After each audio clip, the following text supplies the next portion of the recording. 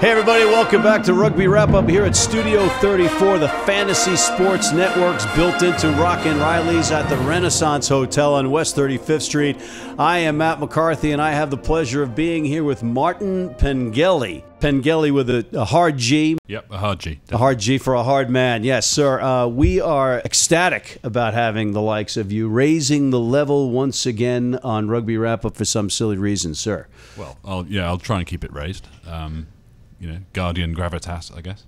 The Guardian, folks. He's with the Guardian. We got a couple of things we want to talk about today. We have the Much Ado About Nothing USA Rugby Congress. We're going to talk about the Pro 14 and the spectacular Can-Am rugby tournament up in Saranac Lake / Lake Placid.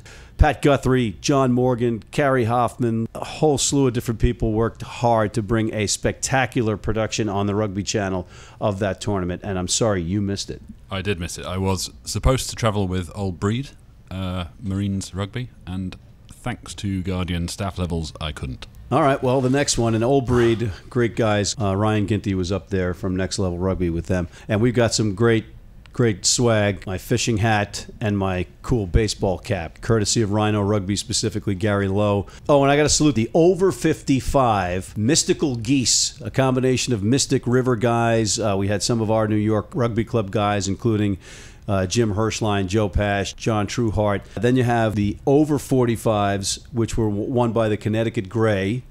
Then you had the women's champions were Old Blue over the Empire GU. I think the social winners were the host team, the Mountaineers, featuring the Morgan brothers. John Morgan's nephews, Forrest and Kevin, were just amazing. They had this unbelievable comeback win over the Detroit Eastside Hyenas. I bet you didn't know that there were hyenas in East Detroit. I learn something new every day. And they were spectacular. The best kits of the tournament. They had like Pi and colon as their numbers. So as the announcer / broadcaster trying to do the play-by-play and color commentary with their numbers was a particular chore. No. But they were in red, white, and blue representing America. They were great Americans. And despite having their hearts broken by the Mountaineers and the Morgan boys, did win the last match of the day, the men's final, beating the Brockport Doggies, who, like the Connecticut Gray, had about 15 teams entered across the board in the tournament and had a traveling fan base of about 200 strong. Oh, and in the over 35 final, you got to see Wild Bill Bishop of the Connecticut Gray, who was also in the over 45 final, on the pitch against Daniel Craig lookalike and Play Rugby USA founder Mark Griffin, who played for the Wild Rovers in that over 35 final. Great tournament, great people, and I can't wait for the next one. But let's get back to Rugby Congress. What do your flies on the wall tell you about what happened? My flies on the wall tell me that not much happened in the event after 2 weeks or so leading up to it of interesting politicking and campaigning.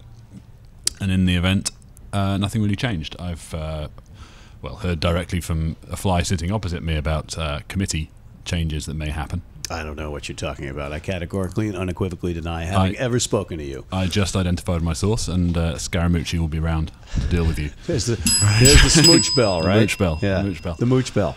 No, I mean, what's the U.S. Army phrase? Hurry up and wait. It's going to take a while. It's also in the film business. And it's in journalism. It's just hurry up these days. But yeah, that's what I've heard. Not much has changed. The board positions haven't changed. Our friend Tony Ridnell, I think he's taking... he's got to be pretty disappointed. I mean, he put a lot of work into it, but he's opened up a lot of eyes. Yeah. And, there's going to be some transparency and there's going to be some accountability, hopefully. Absolutely. It's a case of change in bodies like that has a glacial pace at the best of times. Yeah, and comparatively, statistically speaking, they went from a 38-1 with a couple of abstentions. Is it abstentions? I keep screwing up that word. It's abstentions. With 2 abstentions the last time when they had that vote of confidence thing. To this time, I think there was a number of 34 and 2 abstentions. I don't know. 34-9 altogether. 34-9. Yeah, 34-9. And 2 abstentions in terms of ratifying Chad Keck, who is back on the board, and Barbara O'Brien is the new board member. Yes. Right. as I understand it. All right. We'll be right back with more of this on the Congress, and then we're going to skip in. We're going to skip across the pond and talk about Pro 12/Pro 14. We'll be right back. So this is the 10th anniversary of the NYC Rugby Cup, which is hard to believe.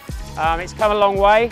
I think we've got over 60 teams here today, and they're all kitted out, representing different teams from across the country. We've always had a theme every year, and this is the culminating event for our partner programs and our community programs that work with us throughout the year to come and showcase their skills and their go-forward attitude as well. So it's super exciting to be celebrating the 10th anniversary.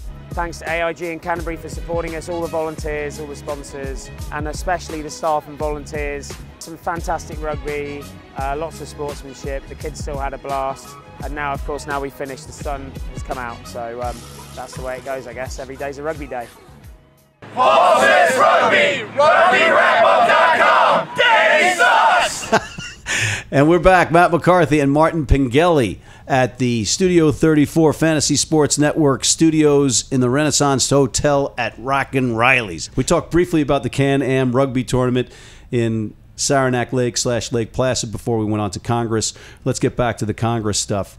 You did name your source. One of your sources did. Yeah, one of your close sources said that there was some committee changes / improvement as per Dan Payne. Yeah. So you can quote your source if you'd like. Well, I can just quote him.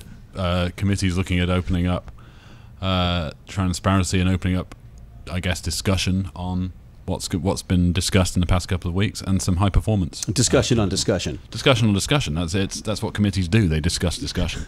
It's going to take some time. Yeah. To affect so change it.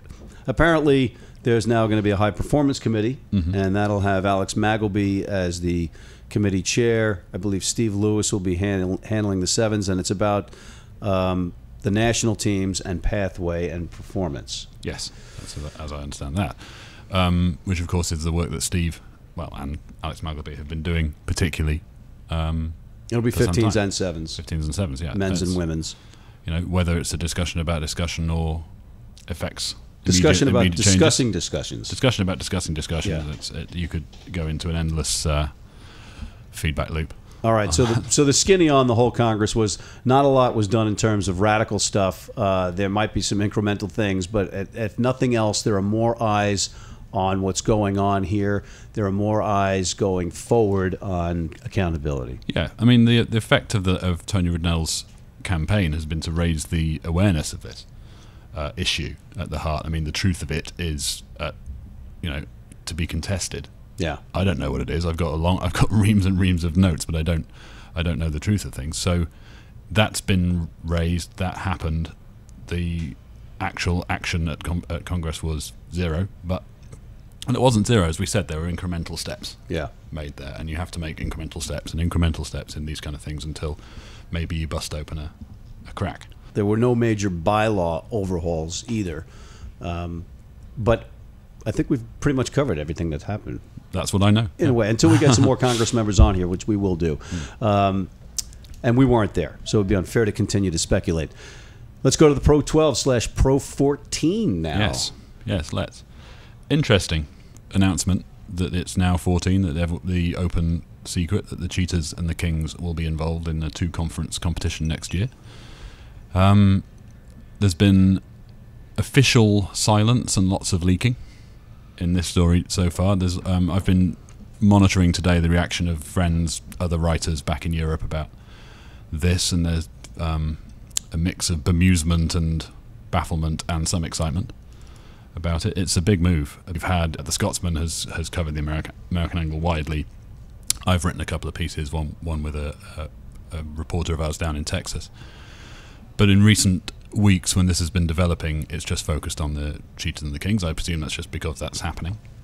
Whether reports will continue on America, I suppose, depends on, obviously in journalism terms, what moves and what sources say. But the focus is now on the thing that's actually happened.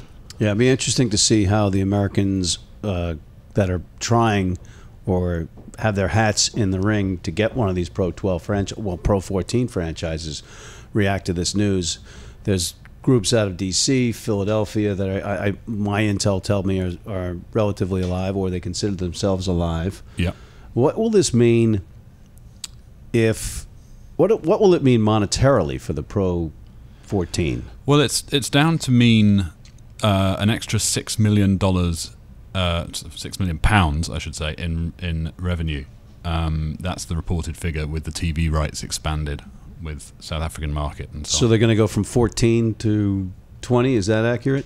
I don't know if that's accurate. I've seen some numbers that the previous TV deal that the Pro 12 had was 14 million, as opposed to the 95 of the top 14 in France. Yeah, that's those are the reports I've seen too. I don't know. And what's it, something like 20 something for the Premiership?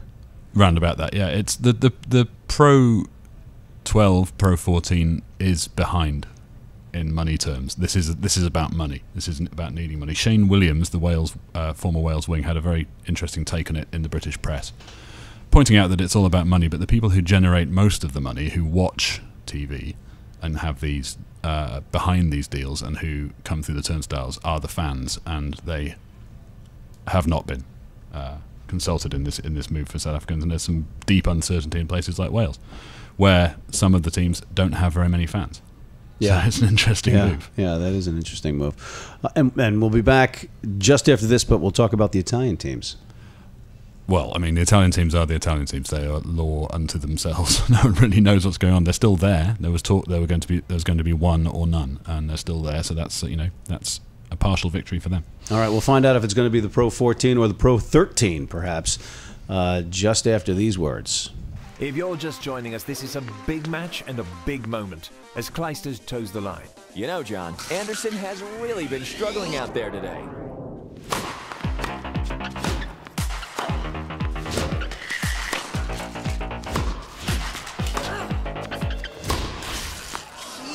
Mistake as Clijsters clinches another title.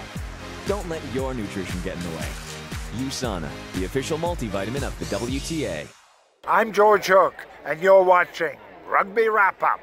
We are back at Rugby Wrap-Up at the Studio 34 Fantasy Sports Network. Martin, we left off briefly talking about the Italians. You said that there are going to be the two Italian teams, but which teams will it be, and will one of them move to Rome? Not at the moment in the announcement that we've seen. It's staying as it was. It's Benetton Treviso and Zebra. Okay. Italian rugby is a very small scale operation again. So, well, comparatively speaking, who's in more trouble, the Italians or the Welsh? Well, the Italians are permanently in trouble in terms of money. I mean, there isn't any. The irony is, in the old days, in the 80s, 90s, before rugby went pro, there was money in Italy because they paid people like Campesi to play as de facto pros, etc., etc., etc. But it's still at that level. I mean, some of the Welsh teams aren't doing so well. You know, the Dragons are a basket case; they've been taken over by the Union.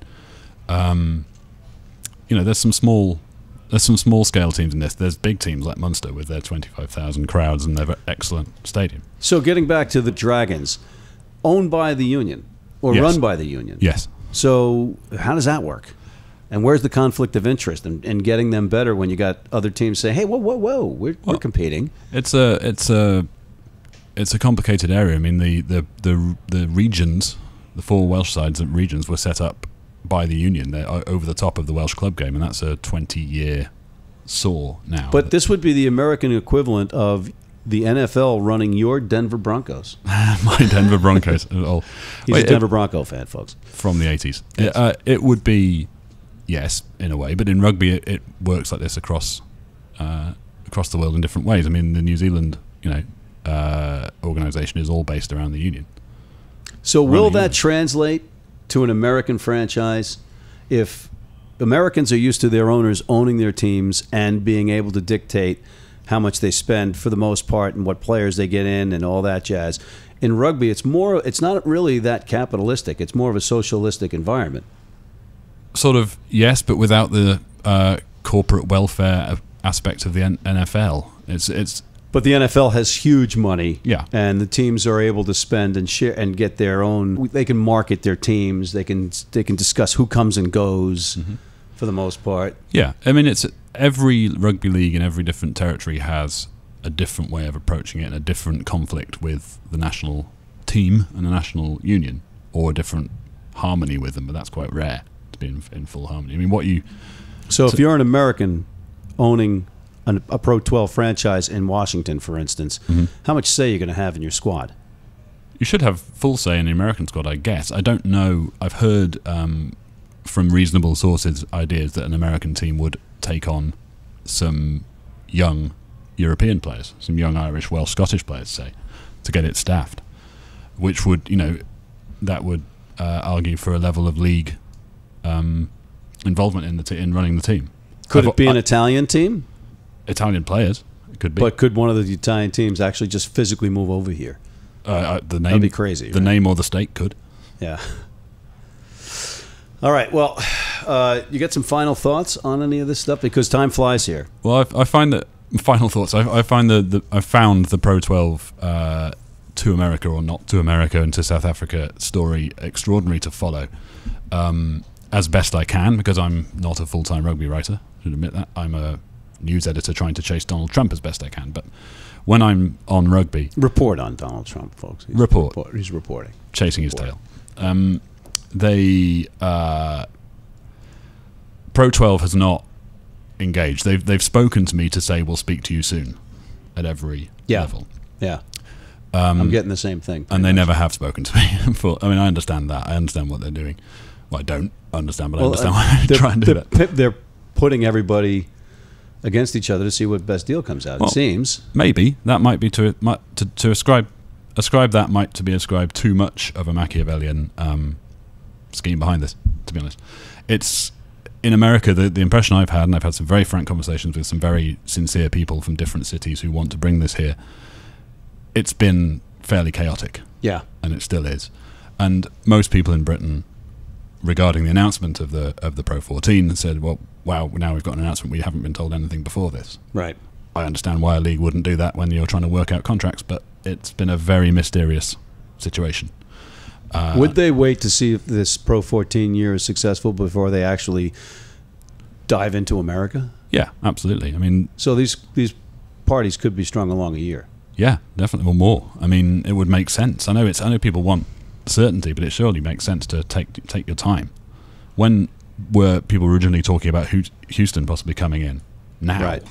That seemed incredible to me. I mean, the idea of Houston away at Connacht is still quite incredible to me. Right. But apparently it can happen. Toronto Wolfpack is working in whatever way it works in rugby league. Yeah.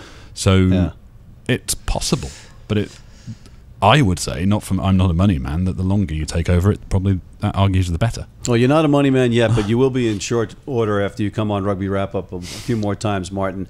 And time is up, unfortunately. I want to thank you for coming in. It's been great. It's been too short. We'll have to do it again real soon. You are not too far away, so let's get you in as a regular. Yeah, gladly, around the demands of Mr. Trump.